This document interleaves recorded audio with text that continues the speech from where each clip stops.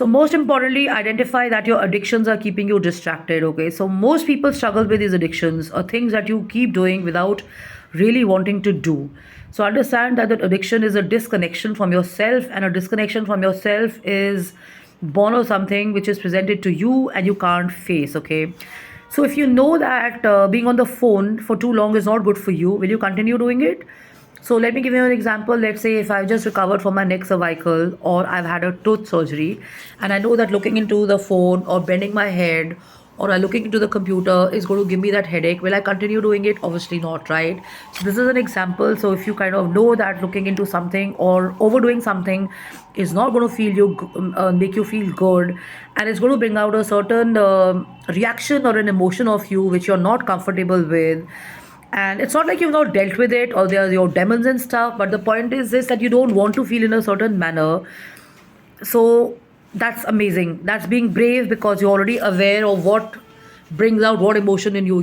So let's say something makes me angry and I don't want to be angry.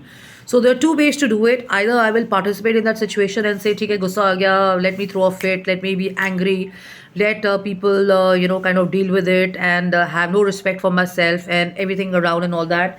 Or the other is that, ठीक है यार, I know कि मेरे को वहाँ पे जाके गुस्सा आने वाला है.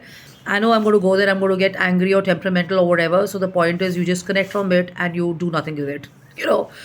So people respect you respect yourself, you saved yourself this whole aghast experience of feeling shitty around the situation and stuff, and you're not kind of reliving the whole unpleasant experience which can come to you at any point of time. Okay, so let go of the not so good enough to excellent stuff, dismantle parts of your life or situations or people which kind of clog your brain and they don't let you think clearly.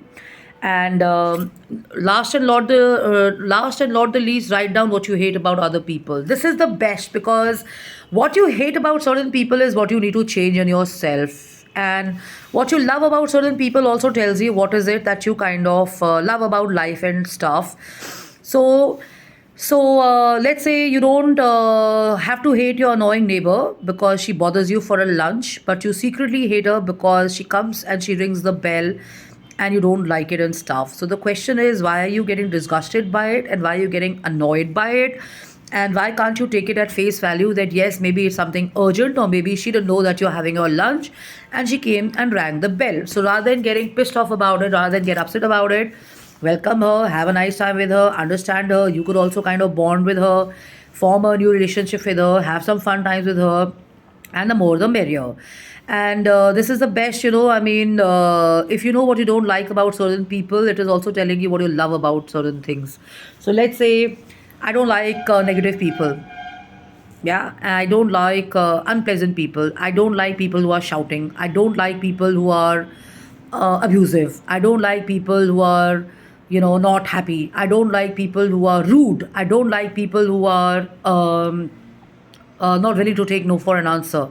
So that is going to tell you that I'm very clear of what I don't like. And if I say, you know what, I love people who are happy, I love people who are joyful, I love people who exercise, I love people who like to enjoy life, I love people who are good listeners, I love people who like to kind of go shopping, I love people who kind of like to watch movies, I love people who are kind of happy or humorous, I love people who are joyful, I love people who like to have exercise as a regime. I love people who like to read new books. I love people who like to attend theater and stuff. So that's telling a lot about me and my preferences. So that's that. So rather than resisting stuff, accept life and what is coming your way, go with the flow and enjoy yourself. And these are the ways to detox.